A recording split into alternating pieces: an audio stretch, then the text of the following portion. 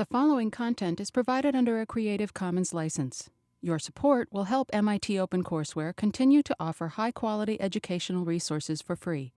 To make a donation or to view additional materials from hundreds of MIT courses, visit MIT OpenCourseware at ocw.mit.edu. The first problem set is out, and I should let you know that Hayden is watching out for you, because we actually trimmed off one problem from past problem sets. So this is a little bit of a revamp from the past and slightly shorter. So sort of the trade-off is maybe asking slightly fewer questions, but then emphasizing a little bit more the discussive responses from you on the problem set, as we talked about last time. We'd really like a little bit of textual description from you about the problem and your thought processes on those. Okay, good. So let's start with today. If you recall, Tuesday was kind of the broad overview, a little bit of the outline of what we're going to be seeing throughout the course of the semester. Today I'm going to focus in a little bit on semiconductor process technology, but with a real emphasis on variation in semiconductor processes. And the basic agenda here is give you a very quick, I think it's a 4-slide process summary of a typical process sequence. It's going to be a bit stylized. Another reading assignment that is coming, but I have not quite issued yet in order to give you some room to work on problem set 1, will be Chapter 2 of May and Spanos, which is a fairly nice, condensed but good enough depth and detail description of semiconductor process technology. So it is an excellent sort of 50-page, 30 to, well, I guess Chapter 2 is about something like 50 pages. A nice introduction to and some details on semiconductor processing. But what I want to do is set a little bit of a baseline to make sure everybody has a coarse picture of what is involved in making integrated circuits, since that is going to be one of the processes that we use to illustrate lots of things. And so what I'm going to talk a little bit about after flying through the whole process sequence is some of the types of variation that arise in microfabrication, and with emphasis on parametric variation. And then we'll talk a little bit about temporal variation, sort of run-to-run, wafer-to-wafer, if you will, and then spatial variations. And semiconductor processing is an interesting one because there are nesting of replication of the products within additional geometric structures. So we'll talk about that a little bit. And then what we'll be doing, sort of mixed in with the discussion of these types of variation, is trying to give you a little bit of a preview, some examples drawn from both the literature and some of the research that my group has been doing over the last 10 years or so. We'll try to give you a preview of some of the kinds of manufacturing control techniques that we'll be diving in much more detail throughout the term. So we'll see a little bit early on about basic statistical analysis, trying to decide, is there something varying here or not? Basic detection and analysis of that. And we'll talk a little bit about process modeling, especially from an empirical point of view, and sort of a little bit of the boundary between physical modeling and empirical modeling. I'll give you a little example of that. And then we'll talk about using those kinds of models for process optimization and some of the kinds of strategies that arise to have robust designs. And then lastly, a very simple example of feedback control in a unit process in semiconductor fabrication. So the following is from a book. It's a little bit dated. It's about 10 years old. It's actually an interesting book because it's about statistical case studies in industrial process improvement, where almost all of the cases are really drawn from the semiconductor industry. So before they dive into those statistical methods, they themselves give a very quick overview of the semiconductor fabrication process. So I like this example, or this, I think there's 3 or 4 slides that are, have a sequence, a little bit because it's fairly simplified and abstracted so we can go through it quickly. But the real reason I love this is there are mistakes in it. There are errors, things that don't necessarily make physical sense or don't quite, well, a lot of this is, of course, simplification of the process to get it down to something easy. But even in that, with that caveat, there's things that are just don't quite line up. So your challenge is to try to point out to me, as we go through it, what can't be right. Okay? Now, even if you don't have a lot of semiconductor background, so see if you can catch these. So, actually, let's see if I can skip ahead briefly.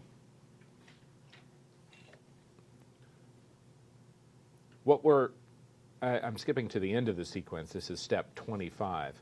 What we're showing here is the fabrication sequence of building up thin films on the surface of the wafer, as well as changing the material properties of parts of the surface of the wafer, scoped in or zoomed in to trying to build a single transistor. Now, there are people that build and sell single transistors, but really we're talking integrated circuits. At the ISSCC conference earlier this week, Intel announced their 2 billion transistor microprocessor. So that's the level of integration that's out there now. We're going to focus on one. Clearly, when we talk a little bit later, part of the challenge is to build a product with 2 billion of these things and have them all work. Okay, so this is a wonderful industry in terms of exquisite manufacturing control required to have all 2 billion things work on your circuit. But to get a picture of what's really going on, we're going to focus in on a single transistor. And there's a picture of it geometrically, and over on the right here is a very abstracted picture of the function of a single MOSFET transistor. And the basic idea is that this can act as an electronic switch under the application of different voltage conditions, so that one can control the flow of current in an on-off kind of fashion, and therefore perform certain logic functions depending on the presence or absence of voltage on components of the structure. The basic elements here are, well, the real action is right down here in the center of the device, in the center of the transistor. You essentially have a source and a drain. These are electrically conductive, and these little blue things are, in this picture, aluminum pads or metal pads, metal connections, if you will, that make contact to the semiconductor, the silicon semiconductor layer underneath. These red regions have been very highly doped, and we'll see the process for doing that make them also much more metallic in nature. They are highly conductive. So this is how we get electrical access down to the semiconductor.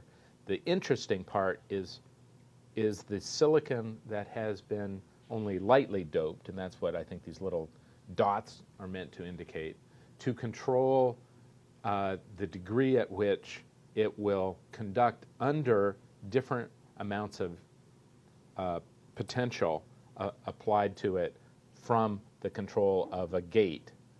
This blue, I guess it's green on this picture, this is the gate electrode, and eventually it's typically made out of polysilicon and eventually contacted also by metal, so that we can apply positive or negative voltage to the gate. And if we apply, in a typical NMOS transistor, enough of a positive voltage, what we do is we attract lots and lots of negative charges to sort of counteract the positive charges we're creating on the surface of the gate. We create lots of, or or attract or generate an inversion with lots and lots of electrons, negative charge down here in this very, very thin surface layer of the silicon. So the semiconducting silicon can be made to conduct under certain voltage or bias conditions, and now current can flow from the gate, or underneath the gate, from the source to the drain. So if we apply a positive voltage, we turn the thing on, and current can flow. Alternatively, if we apply either an opposite voltage or no voltage in a typical MOSFET for logic operations, the conductivity of the silicon layer will be so low that current is blocked and the thing is off. So the basic idea here is we need to control carefully the conditions and properties of the silicon layer, and then we need to set up the rest of the geometry to be able to have access to the and form the structures for the source, drain, and the gate. So what we're going to see in this sequence is how we start from some raw material, build up the thin film layers, and differentiate both the geometry and change those properties. So in this picture, we're starting out here with the silicon in white. We add or create a thin layer of silicon dioxide in this picture. Now, there's lots of different processes, and many of these are discussed in more detail in May and Spanos, for creating silicon dioxide. One is deposit on the surface. The other is to actually, quote, grow a silicon dioxide layer. And that is, we essentially subject the wafer to an oxygen-carrying ambient, either O2 or an H2O vapor kind of ambient, and the oxygen will react with the silicon, forming SiO2, and we have a very nice, stable silicon dioxide layer. It turns out that simple process of being able to grow a very high-quality silicon dioxide layer was kind of the crux process that enabled integrated circuits in some fashion. And we'll talk about it a little bit later, but basically we're going to need insulating layers between conducting layers. One conducting layer being the silicon itself, the others, when we build multiple levels of wiring, we need insulators between them. But in particular, for the formation of that transistor, the creation of a very good, high-quality, very stable, well-controlled oxide insulating layer between the gate electrode and the silicon electrode was crucial. That forms basically a metal gate oxide semiconductor, or MOS, transistor structure. And that the ability to create a MOS capacitor and then contact it on the sides where you can invert the silicon layer was a big challenge. The first transistors were, in fact, bipolar transistors. Shortly after the invention of the bipolar transistor, Shockley went off on his own and also invented the MOS transistor. In the very early versions, a different semiconductor material was used, a different element than silicon. Anybody know? What were the first transistors built out of? Germanium. Why aren't all of our transistors built out of germanium now? We'll come back to that. Some of them are starting to be again. The problem is if you oxidize germanium, you get an insulating layer. The problem is it's extremely soft and unstable. And in fact, if you oxidize the surface of germanium, you can wipe away the oxide. It is not stable and manufacturable. And so it was really this ability right here to be able to grow a very hard, high-quality silicon dioxide that was crucial for being able to build up for both the conversion over to silicon and for being able to build up complex structures. Okay, so we've got this thin silicon dioxide layer here that has been grown. Now what we want to do is start building the region where we're actually going to have the active device. So we're going to go through a sequence here that gets repeated again and again. This is referred to as the photolithographic sequence. And so what we start with is depositing a thin layer of photoresist, shown in red here. This is typically spun on. So this is a polymer type of material. It's in a solvent so that one can sort of drop the material on and then spin the wafer very rapidly in order to get the controlled film thickness that one wants for the photoresist. And this is interacts with light in one of two different ways. You can have positive or negative photoresist. What's shown in the next picture is a typical let's see, is this one positive or negative? This one's a positive photoresist because we're going to basically transform or implant or imprint, if you will, the mask layer here in the same fashion with the underlying photoresist. The basic idea of the photoresist is it contains photoactive compounds that, under exposure to light, will change the polymer linking of the photoresist. Yeah, question? But I understand the mask. Right. Yes. I understand the mask as the chromium, the black part. Right. The light won't shine through the black part. So That's exactly right. the chemical That's right. So what we have is, the goal is to take some design from some CAD system or whatever that enables us to differentiate the surface. The design is used to make a physical, well, in most cases, a physical glass plate, if you will, that has metal blocking areas, the chromium, that are intended to block the transmission of the light source in some regions and allow it in others. So that's exactly right. So the sides are not exposed. Yeah, so this is actually a cutaway. I mean, this is going on for, if this is only a couple of microns wide, the entire wafer or the entire chip, depending on how the photolithography, it goes on forever. So this is just a cutaway. No, but I mean, like, the middle is exposed.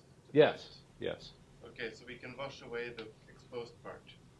Right. It's not like solidifying the... No, so in this case, okay, so that's the two types of photoresist activity. So in this case, with the positive photoresist, what happens is the light energy from the exposure system will break down some of the polymer chains these photoactive polymer chains in the photoresist, weakening them.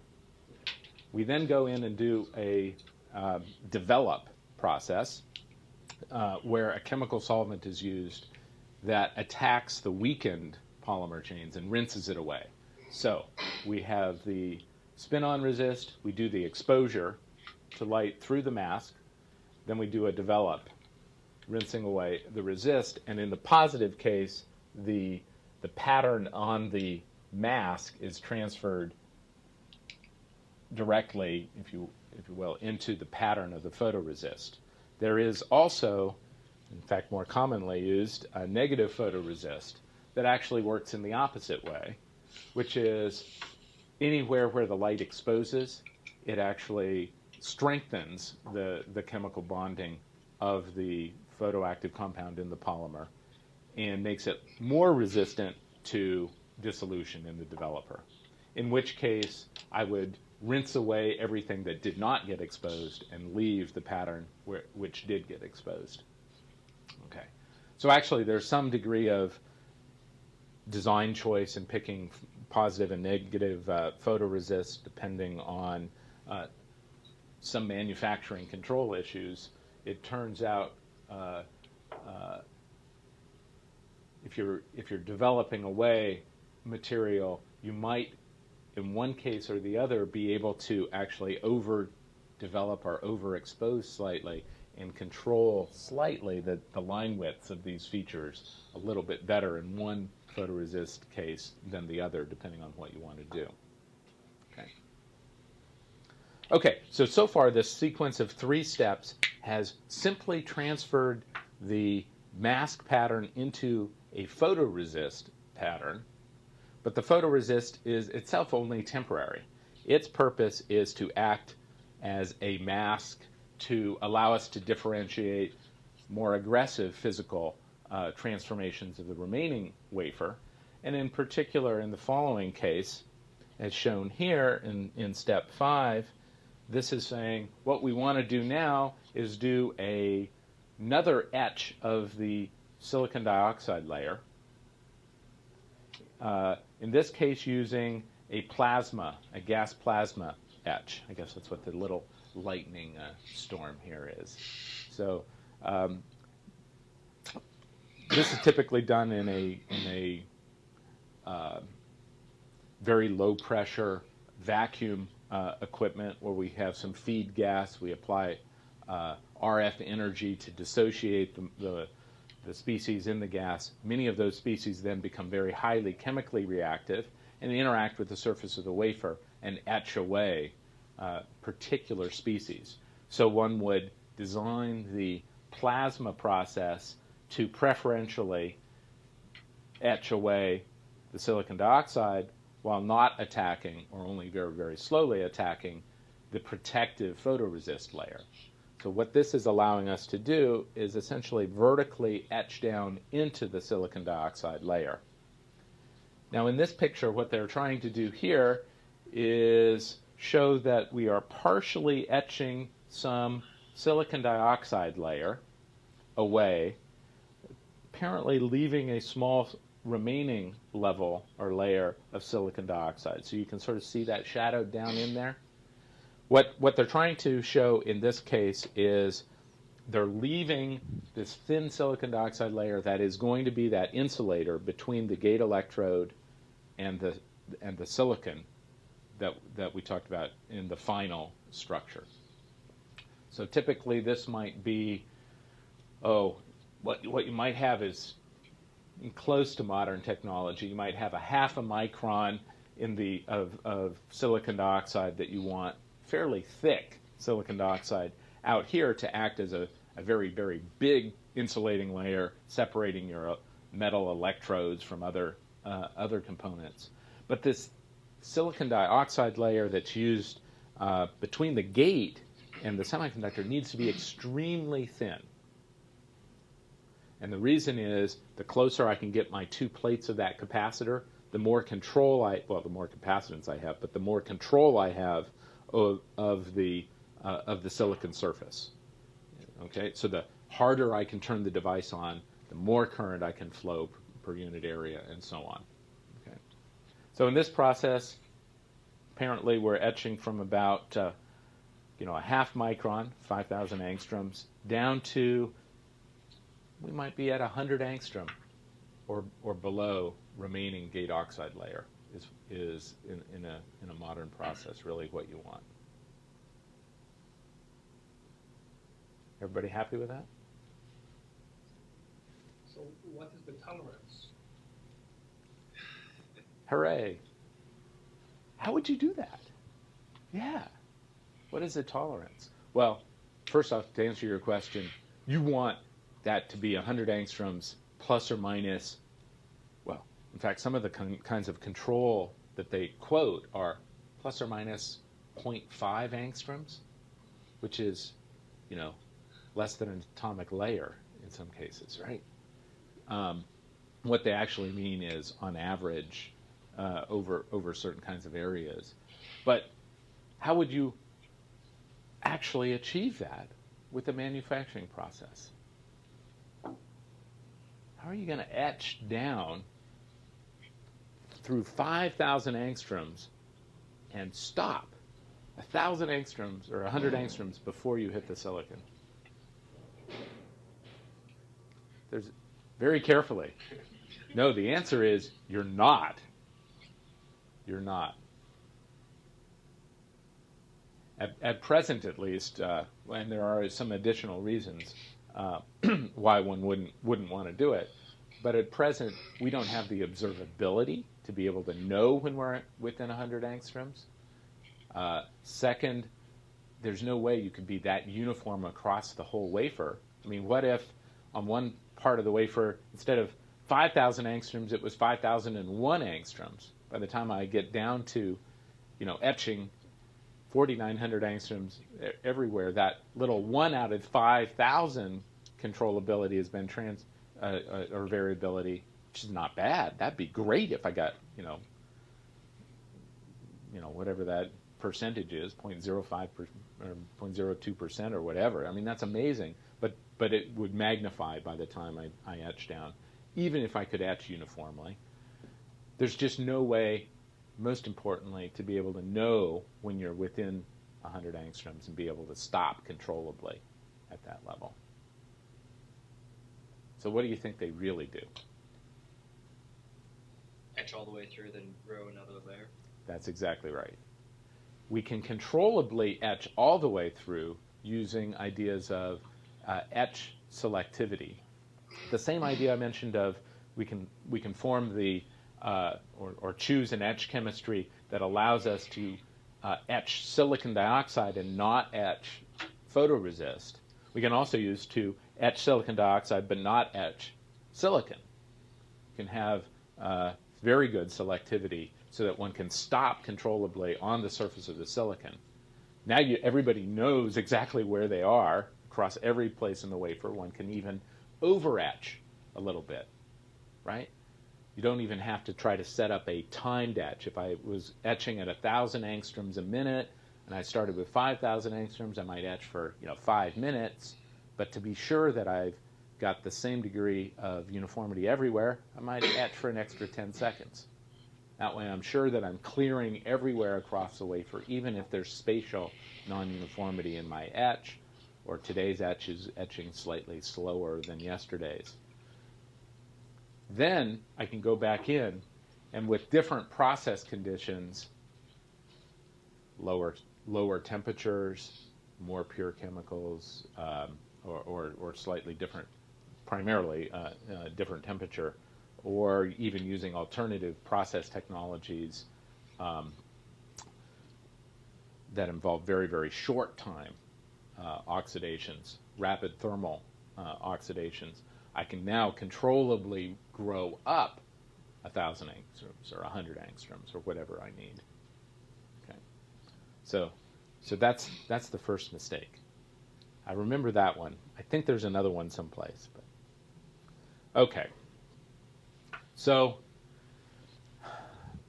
still sort of taking this at face value, we had the photolithographic sequence that imprinted onto the photoresist. We used that then to controllably change the sort of the permanent structure, the silicon dioxide, and then we remove using another chemical solvent, or in many cases another plasma etch, a plasma ash, that removes the temporary photoresist. Okay. Then we go on. We've done that sequence. We've now deposited or grown and then spatially differentiated to be able to create one level of the structure. And now we're going to repeat that kind of idea multiple times and then mix in a few additional transformation steps. Next step here is we're depositing our polysilicon layer. Again, this will be fairly highly doped, either subsequent to the deposition or during the deposition. It is a semiconducting layer, but if one dopes it, that is, adds elemental impurities of a particular type to play with the band structure of the silicon, one can make that behave in a fairly metallic fashion. And in the MOS transistor, that polysilicon is very highly doped and is a conductor under all conditions. So we've deposited that. Recall, what geometry do we want? We want this thin gate electrode, so we're going to do a photoresist or photolithographic step again to do that.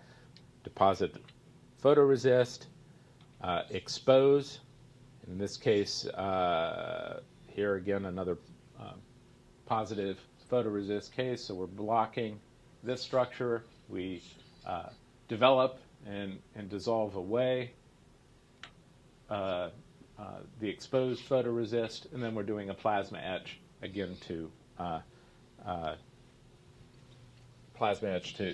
form the gate electrode, and then remove or ash away the photoresist. Now, this structure right here is very, very critical. This is the gate electrode.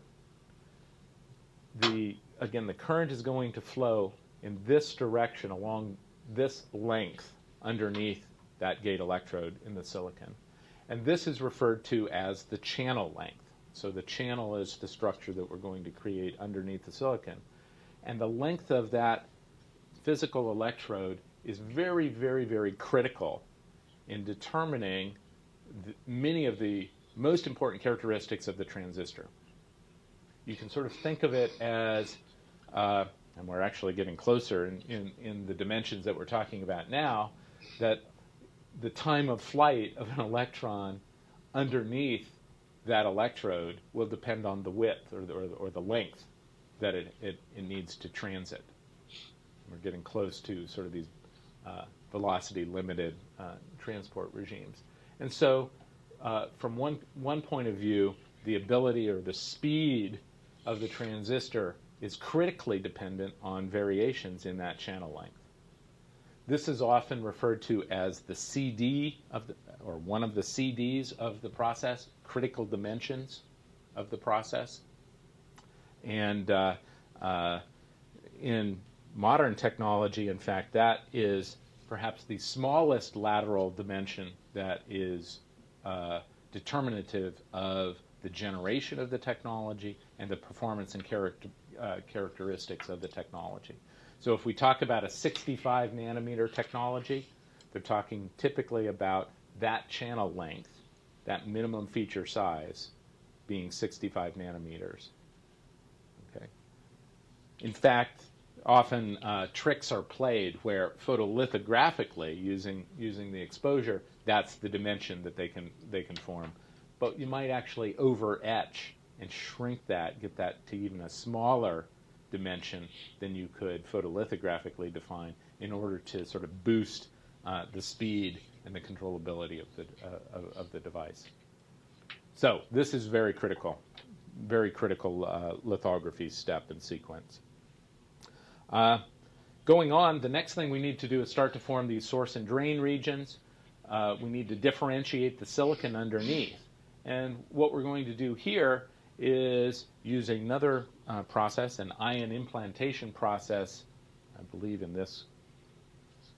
Yes, I think that's what their little picture there is, where we actually implant those dopant atoms. We shoot them with a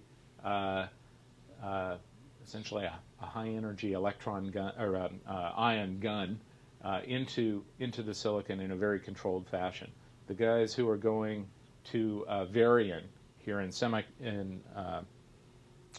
Gloucester, Massachusetts, Varian sells ion implanters. That's their business. They're, I don't know, 75% or something of the market now. They're dominant, and they sell the equipment for ion implantation. And there's also other competing ion implant companies, but most of them are also in Massachusetts. So Massachusetts is the ion implant capital of the world. The basic idea there, again, is we're highly doping in a controllable fashion just these regions. Those regions we don't want to dope underneath the channel. We want to keep that fairly lightly doped so that we can invert it for electrical action. And in this case, we're getting something often referred to as a self-aligned process whereby we don't have to selectively shoot the ions just in here. We can blanket the whole wafer and use these thick oxide and use the polysilicon as the mask itself to prevent the ions from reaching the underlying silicon regions.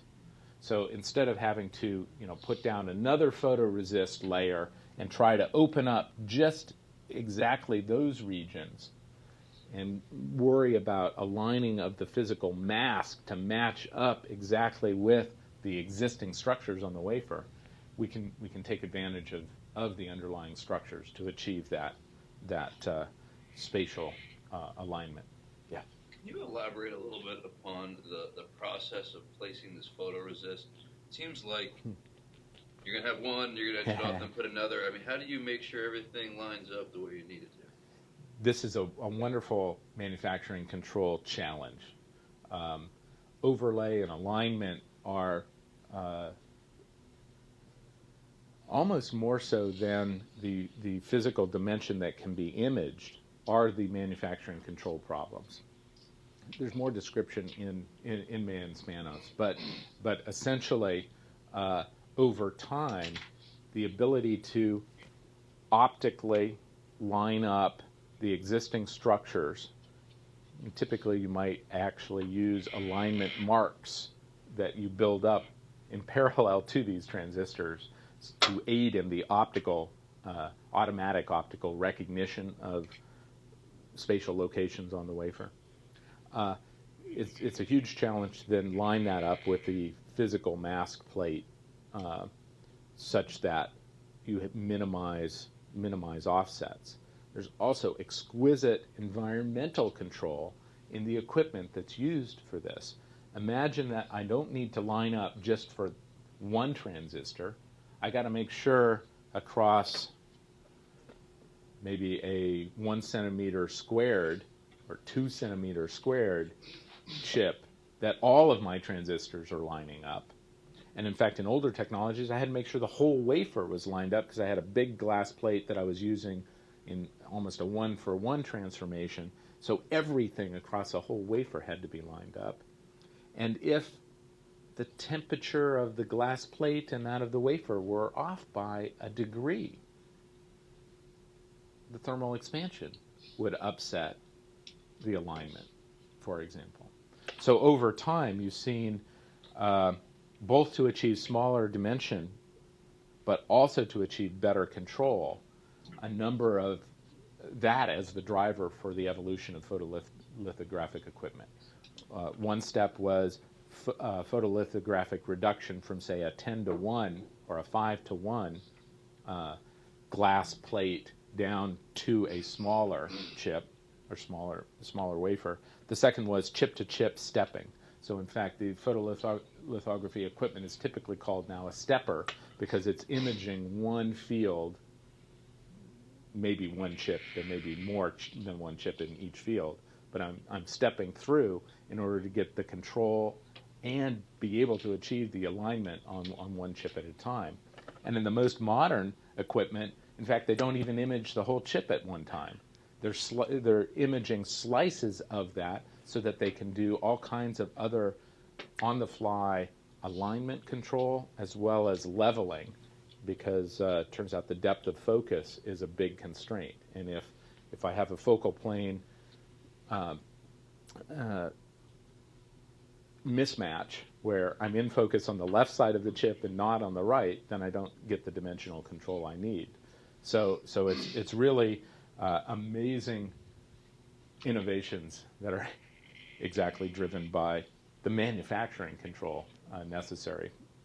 So there's a little bit more description in here talking about some of that equipment as well.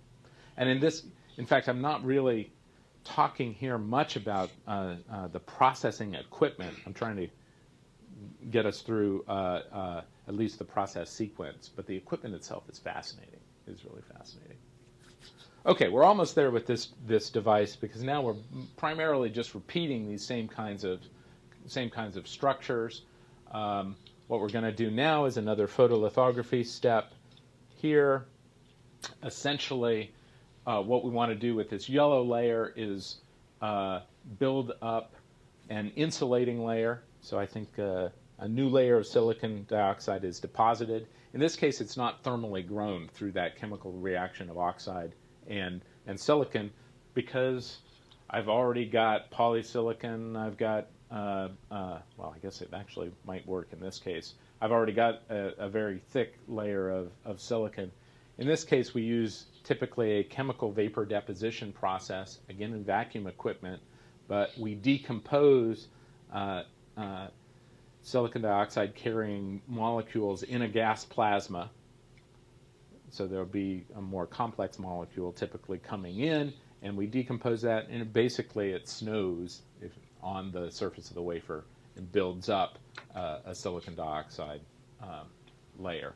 So we deposit that silicon dioxide, and what we're going to do is now open up holes within that using a photolithography step. You can see here's the mask where we want to open up a hole down where we'll be able to make contact to the gate and make contact to the source and drain.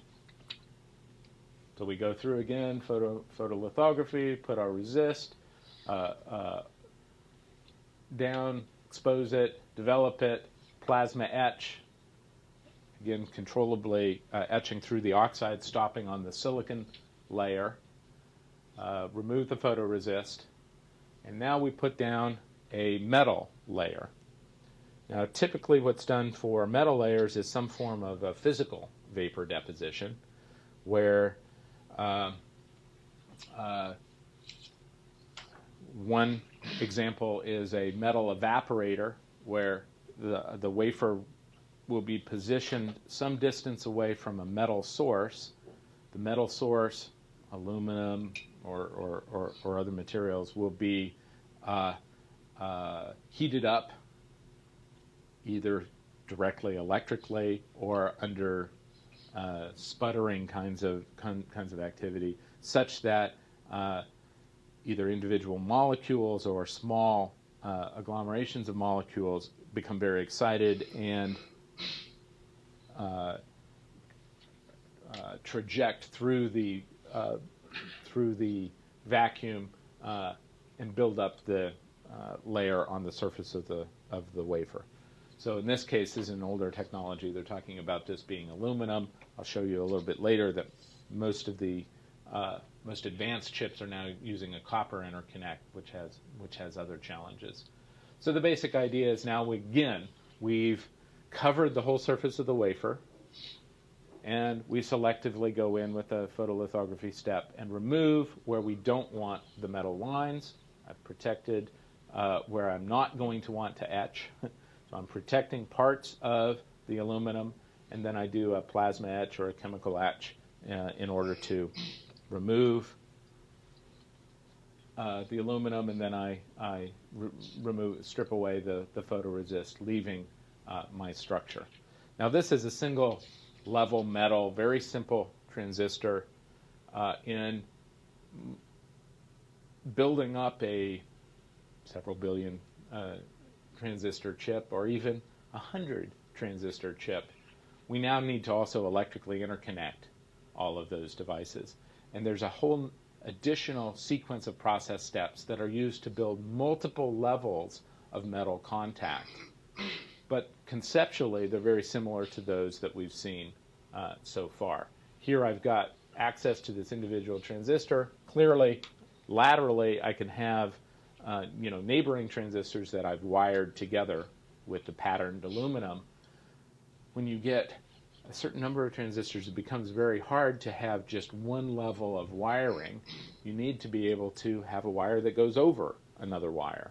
And that's where we get to multiple level interconnect structures, where one would deposit another layer of silicon dioxide or other insulator, and then build vertical vias down from one level to the next to contact multiple streets on level 2 with streets on level 1, and so on up to 6, 8, or even 10 levels of metal in modern structures. So when I buy a chip in a computer, are there several transistors above each other, or are just connectors? Yeah, good question. Almost all existing semiconductor chips are planar processes, meaning all of the transistors are in just one plane, just at the surface of the silicon. In fact, let me hand this around. This just has a copper interconnect test pattern on it. So, but this is an 8-inch wafer, and the basic idea is we can get very nicely grown silicon layer and control of the surface of the silicon layer, it's actually quite difficult to build up multiple levels of independent and high quality silicon layers on the wafer. There's an awful lot of research, pass that around, for 3D integrated circuits where one would in fact build multiple strata or multiple layers of transistors and then bond the wafers together to be able to have, in a very compact form factor, multiple devices in the third dimension. You get lots of benefits of smaller footprint. At that coarse level of 3D, I would say several memory chip makers are already doing sort of chip stacking within one package. So in some of the memory chips, if you were to, etch away that sort of the black packaging and casing around one of those chips, you might find a stacking, but they are not heavily electrically interconnected. It's not sort of like a fully integrated structure. In fact, at the end of the day, they typically have bond wires, sort of big macroscopic wires coming in the sides of the chip separately at each of the stacking. Now, there's other variants. So, for example, many of the thin film transistor TFT displays will actually have a layer of transistors that are a deposited layer of polysilicon, not quite the same pure crystalline layer, and sometimes those include stacked transistors. So there are some technologies, they're just not quite the same quality or the same high speed nature. Okay, anybody detect any other obvious mistakes or errors in their pictures? Maybe it was just that one inability to controllably etch down to 100 angstroms. Now there's lots of other abstractions in here, and one of the other neat things in this picture is it's showing you're building up a fairly complicated geometry using controllable processes. One of the most important things that you have for control of this lateral differentiation is photolithography. Notice we were never just depositing directly aluminum where we wanted it. It's always a deposit everywhere, because you can do that in parallel across the whole surface of the wafer, and then have to go back and do a subtractive process to typically remove what you want. There are very, very few steps where you can selectively grow or selectively add material only where you want it. Okay, so that's an example of a huge constraint in semiconductor processing. So what I want to do now, with that as the kind of the overview of the unit process and how they all stack up to build a more complicated structure, I want to talk a little bit about sort of the input-output kind of picture of semiconductor processing. This is very similar to our generic picture that hopefully you guys have started reading, that process control overview, where we've got different inputs to the unit process, including the raw material, the wafer.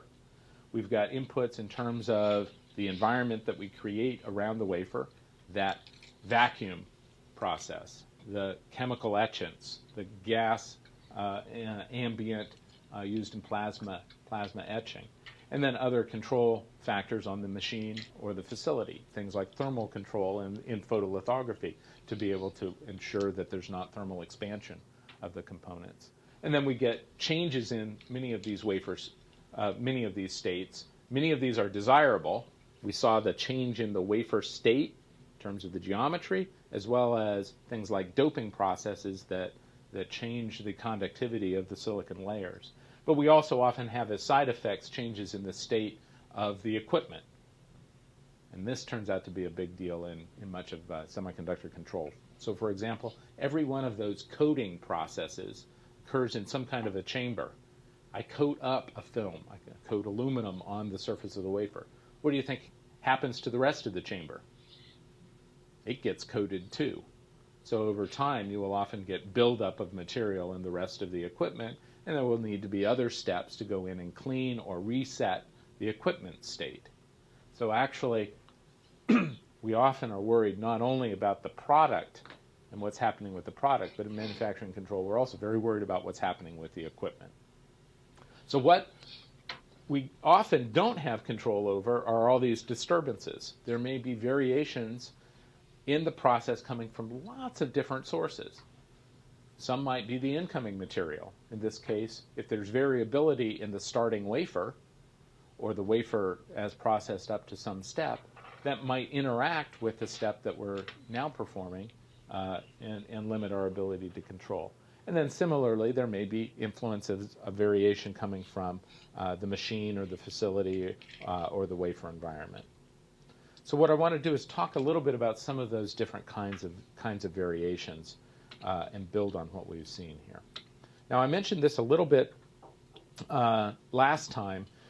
It used to be 10 years ago, 15 years ago, if we talked about yield, the percentage of functioning devices that came out of a semiconductor fab, the main worry limiting yield was particle defects. And you can imagine we're talking about very, very small features here. And if pieces of extraneous matter were to fall between, say, two metal lines, that would cause an electrical short, or could cause an electrical short, and now the device does not function. It does not function correctly. In other cases, the particle, if it happened to appear in the photoresist, it might cause an open in one of these lines. It might prevent or cause me to etch away regions where I didn't want to. So not only can I have shorts, I might have opens between lines. And this defect control was the primary source of yield loss in the fab. And so there's been, that's why if you go into an IC fab, it's a clean room, everybody's wearing clean room garments, there's incredible amounts of airflow to filter out and remove all kinds of dust particles or other extraneous matter down to very, very tiny dimensions. That's really the measures that have been taken in order to get the cleanliness you need in order to not eliminate, but get those particles down to a particle density and down to a presence of size that are small enough not to have too big of a yield impact. What I mean by size is imagine that that little dust particle is only a quarter of the width of any of the minimum feature sizes on your structure. Well, that might mean I lose a quarter of the width of one of those metal lines, but at least it still conducts. It might have a slightly higher resistance than I expect, but functionally I'm still okay. Similarly, if it's too small of a particle to bridge between lines, I'm not going to have a short. So the idea is to control the particles down to a certain feature. Now, there are some very interesting manufacturing control technologies that are used to characterize the presence and density of these kinds of particles. And what I've pictured here is a metal layout, a metal pattern structure referred to as a nest structure that allows one to build a large number of these sort of snaking lines and electrically connect between these different lines in order to test if there is a bridging defect between lines and count the number of those events. So you build this structure to sort of spatially sample as large an area as you can to try to capture some number of these defects. And you can also use this structure to characterize the size of these defects, especially if they're relatively large. So for example, if I had a big particle that bridged 3 of these lines, I know within certain bounds that I've got a particle between some size interval. And so that's what's shown over here is kind of a defect count as a function of the size in microns of different particles for these large area sampling structures. Now this turns out to be still a an important part of semiconductor fabrication is understanding your defect densities, defect counts, understanding what the typical sizes are, what levels of the process they come in. Are you mostly getting these in aluminum deposition? Are you mostly getting these in other etch processes? And actually then feeding that information to design for manufacturability to optimize the layout of the circuit to minimize the likelihood of a particle falling in a bad location. Okay, and we'll talk about that, I think, somewhere near the midpoint or second, last third of the course. We'll talk about yield modeling and some of the technologies that are used for characterizing statistically the point defects, particle defects, and some of the strategies used for optimizing or minimizing impact on circuits. But what is becoming much more important, and we mentioned this on Tuesday as well, is parametric control. And in some cases, even these defect controls turn into parametric control problems if what I'm worried about is not so much yes-no functionality, but changes in the resistance of lines because of the presence of defects. And so much more broadly than defects, we're much more concerned with continuous parameter control of geometry as well as some of these other properties that we saw in the sequence. So for example, that critical dimension control might be the channel length of transistors on my device, and inherently you're going to have some statistical distribution on channel length. Call that L. Okay? So for example, if I were, let me start down here, if I were to sample many nominally identical transistors that were laid out exactly the same, were assumed to behave exactly the same, and I measured some electrical characteristic or some geometric characteristic, I might get a distribution drawn here as a Gaussian. It's not always, but very often that's a great model. And I might have some distribution of that across the chip. And very often there are inherent physical limitations in the process that give rise to those sources of variation. Some of which we'll come back to might be systematic or might be random. Now what's interesting is we have a physical nesting. On the wafer we have many chips. Now if I were to take and measure the same transistor on each chip, I would also get a distribution. I have chip-to-chip variability in parameters. And often that will come because of different physical causes. It may be we're doing that photolithographic stepping, and every time I have a little bit different overlay control or offset control. So the source of this may be, this distribution may be because of wafer level or across wafer sources of variation that are very different than the sources of physical variation of replication of transistors within the chip. Now we also can have wafer-to-wafer variations. Again, if I were to either calculate the average over one wafer or maybe just sample exactly the same location on every wafer and stack that up across 20, 24 wafers or large numbers of wafers that might be in one lot, processed even relatively close in time to each other, there's also going to be a deviation. And that might arise because of changes in the equipment state from one run to the next, right? The first wafer, it may have a pristine equipment with no buildup on the material on the wafer wall. The next wafer might see a slightly different process unintentionally than the previous one because of changes or degradation in the equipment state over time affecting that wafer state. That might be an example. And then finally, in semiconductor fab, we typically are processing a lot of wafers that may be 24 wafers at a time, and from one lot to the next, these might be processed at substantially different points in time, and there may be another distribution associated with that, and physical sources or causes of that variation that are different than these other spatial or temporal sources. some companies, and there's not a lot of them these days, have multiple fabs. So I could continue this up. Intel in particular is very famous for making the same product in multiple fabs in multiple states and in fact multiple countries around the world. And they work very, very hard to have matching from one fab to the other in terms of the equipment and so on to minimize fab to fab deviations or differences in their chips.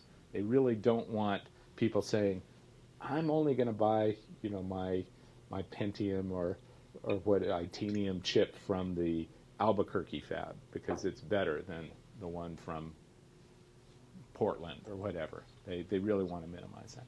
So you've got, you know, extensions up the hierarchy as well.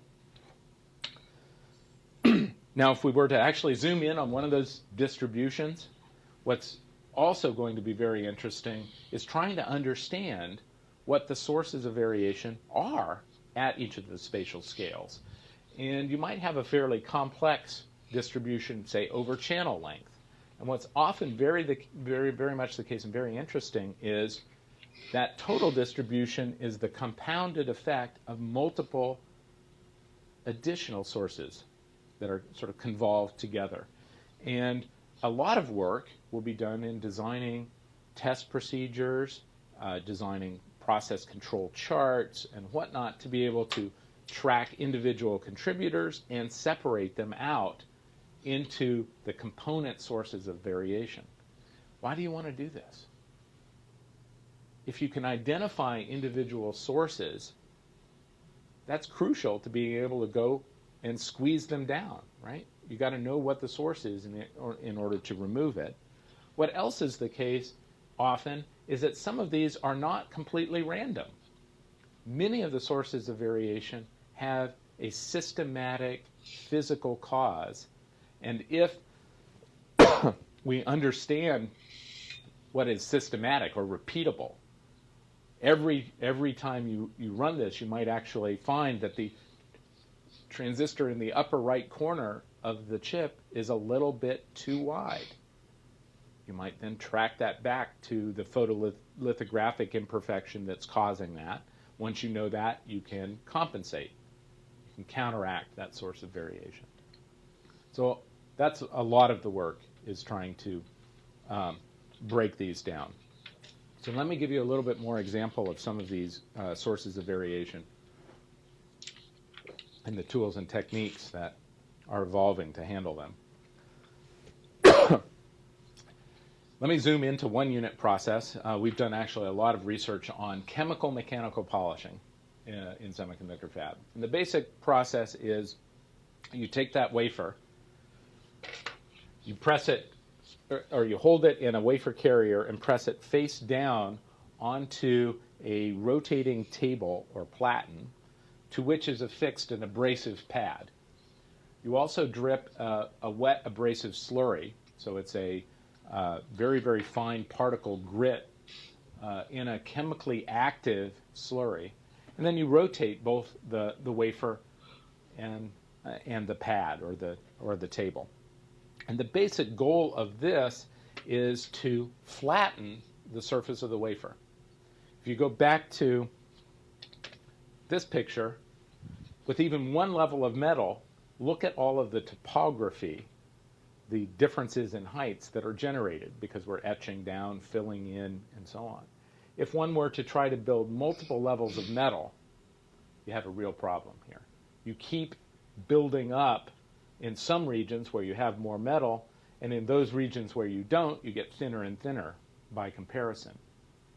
That becomes a huge challenge in terms of other processes like photolithography. Talked about that depth of focus. Now I want a pattern or image at the top of one of these levels, and I've got also these recessed regions. It becomes very difficult to image, say, a metal 4 layer.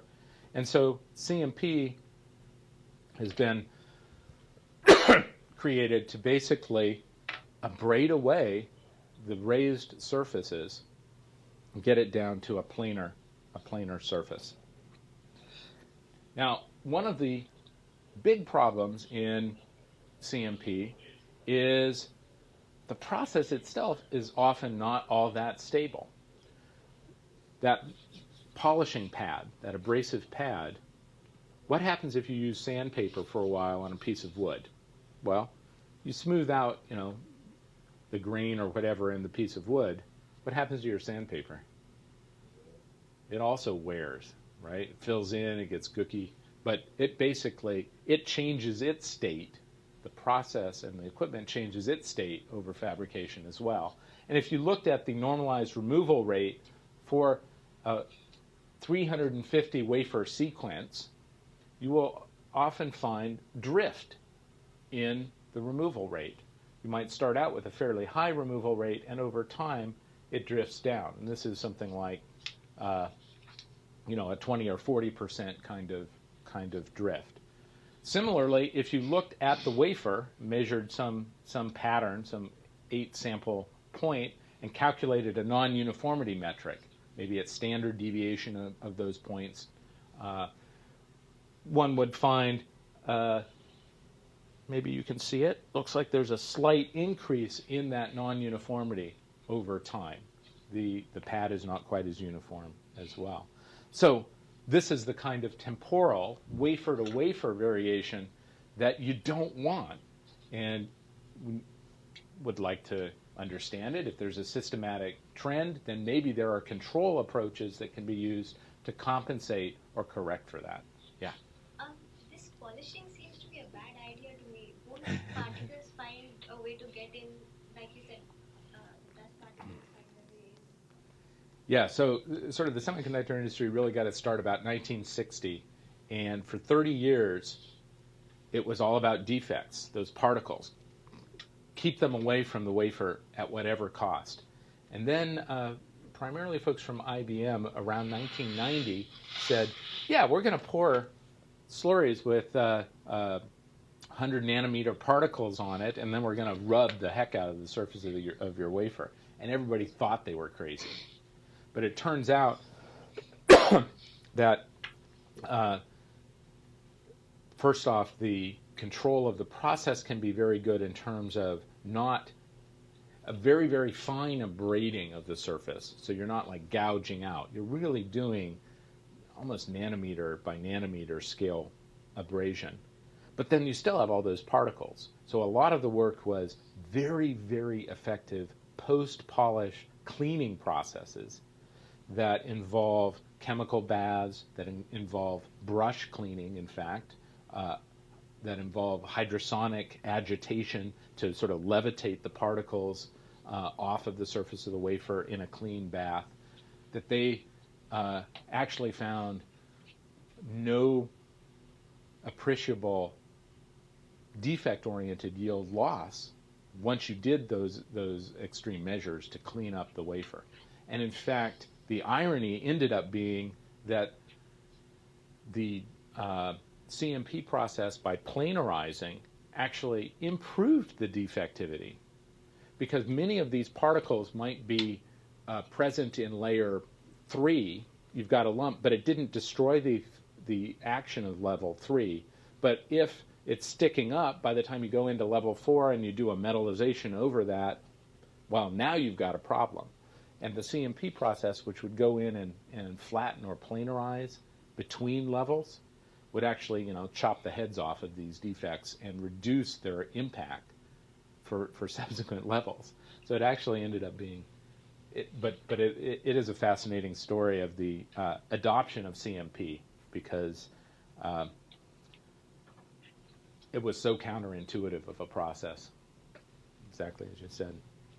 So we'll come back at the end or later to control strategies for dealing with this of the course. I mean, basically, this kind of a drift, you could start to think, well, I can measure this, and maybe what I would like to do on subsequent runs, if my removal rate has drifted down, I'd like a strategy where I polish a little bit longer, or I press a little bit harder, these sorts of things.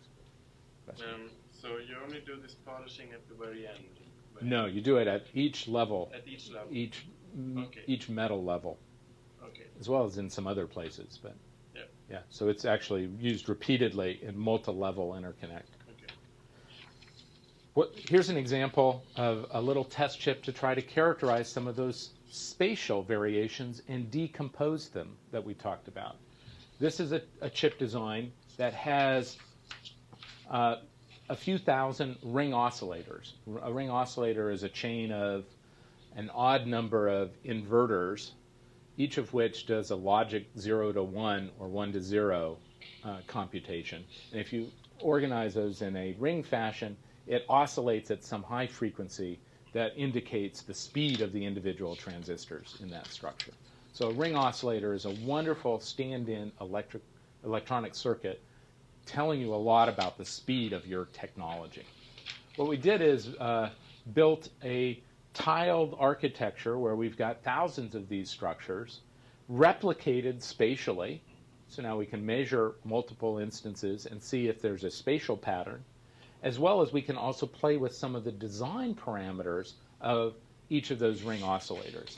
And in particular, we can do things like take that polysilicon gate electrode and split it into 3 of them. We can play with the spacing between those electrodes.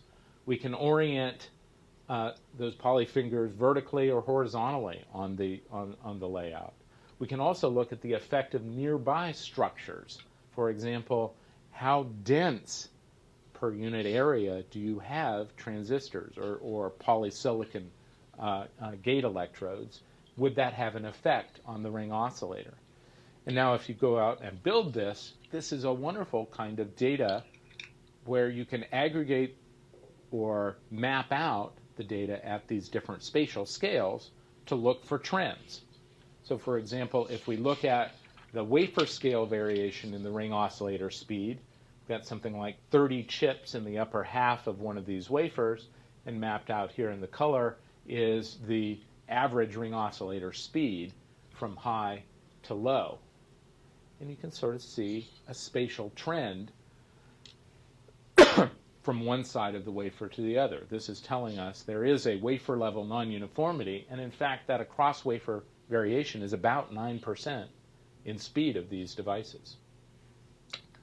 You can also then start to look, I guess that's the same thing, you can also start to look and say, depending on how you designed the transistor, what kind of offsets do you get in the frequency, and what kind of variation do you get in the speed of the devices. And what's interesting here is that many of these ring oscillator designs are, from the circuit designer perspective, they think of them as identical.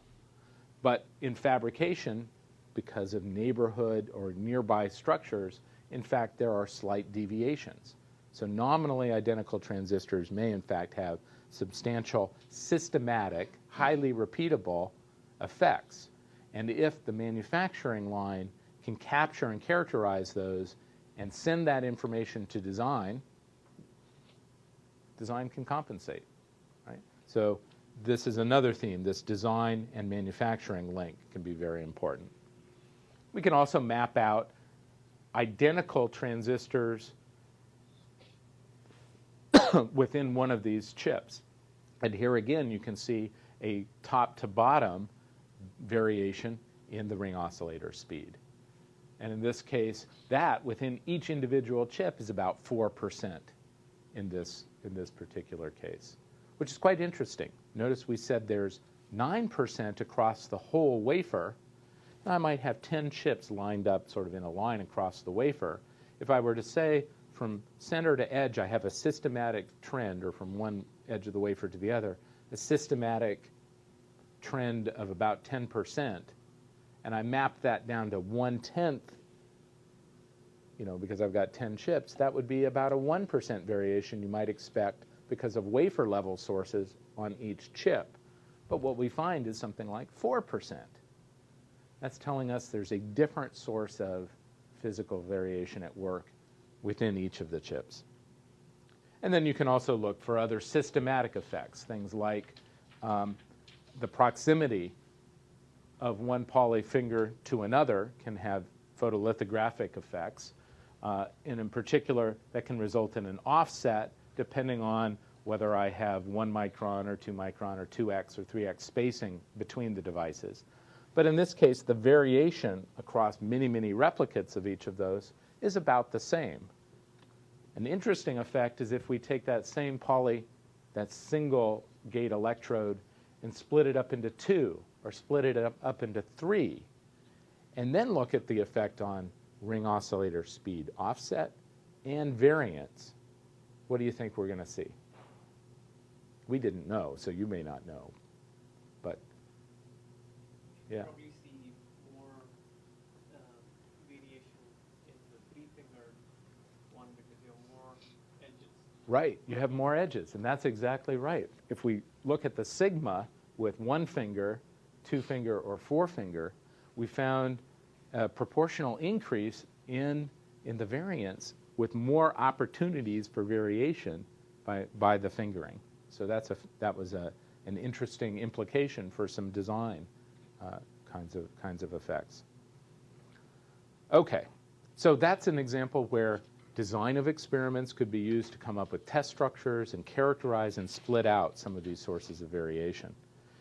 Now, I'm not going to go into the full detail on these slides. I put more slides in here than I needed because this is a current area of my research and I get really excited about it. But it helps explain a little bit this multi-level interconnect.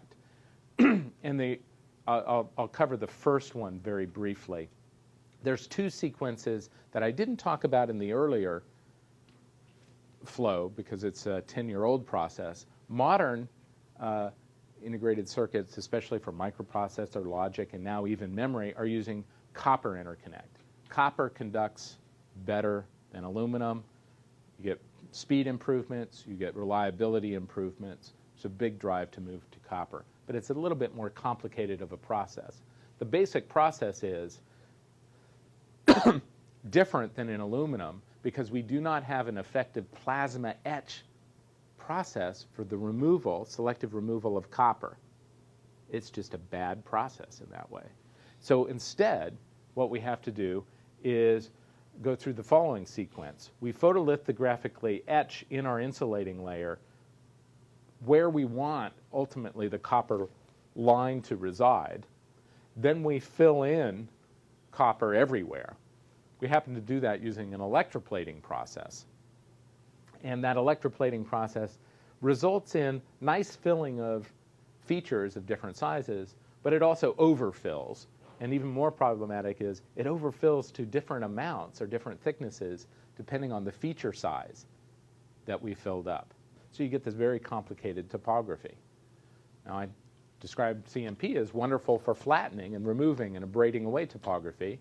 So the second step is using CMP to remove all this excess copper, and it will polish away. And ideally, you would like to stop exactly on the surface of the oxide and have your nice remaining copper lines where you wanted them. But it also has a geometric imperfection arising from over-polish, where big, fat, wide lines, the polishing pad, that polyurethane pad, actually digs down in and over-polishes certain features. And in regions where you've got a lot of copper and very little hard supporting oxide, it actually erodes down in appreciably. So these are some systematic effects. They are manufacturing limitations, and one would like to model and characterize those. And in fact, that's what this wafer was for. What we came up with was a test structure methodology where you would put lots of features of different sizes on a wafer, run it through the process, measure the results. So this is a measurement of the electroplated profile for different feature sizes, like those little lines and spaces between the lines of quarter micron versus, say, 100 micron and 100 micron lines. And then you could measure the surface topography and see how much overplating or how much underfill you might have in each of those regions. Now, this is kind of a neat example for something that we'll be learning about later in the term, which is empirical modeling.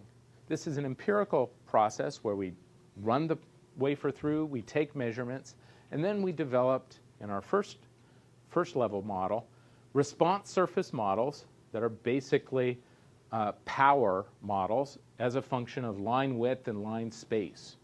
So you can empirically fit a model that describes how much overplating height or what the step height might be. And then one can use that to characterize step height or the amount of bulge as a function of line width and line space, and give some feedback to the designer saying, hey, if you design in these ranges, this is what's actually going to happen as opposed to what you thought was going to happen. And so that's a little response surface model kind of example. And then one can also build those perhaps into design tools that could predict for a whole chip, maybe a product chip, what the electroplated process thickness would be or what the CMP process would be. I'm going to skip these. This is essentially doing the same thing for CMP. But the idea here is this linkage again between design and manufacture, where the manufacturing fab can characterize what the actual amount of dishing or erosion is going to be for very complicated product chips. And that information could get fed back to the designer so that they actually know in this location, my final copper wire is going to be this thick, not this thick. And that could be very important because the thickness of a copper wire determines its electrical resistance. It even affects the coupling capacitance between two neighbor wires. So those key electrical parameters, resistance, capacitance, that determine interconnect speed depend on that critically. So, so that linkage with robust design can be very important. One can also use those kinds of models to play with process parameters and empirically, as a function of the process conditions, minimize these systematic sources of variation. And one approach that is dominant in a number of industries is a capturing of these dependencies on design features like line width or line space and what is a good region to be operating in these ideas of design rules. And so, in fact, this is some work from LSI Logic looking at the copper interconnect space and saying, okay, what region, what limits, what combinations of line width and line space can you have, and where are the boundaries because of some of these different physical effects? So, for example, photolithography says I can't pattern smaller than certain dimensions. Dishing limits, that dishing down into wide features, says I can't have features wider than 10 microns. I'll dish them too much. So this is another way of coupling between design and manufacture.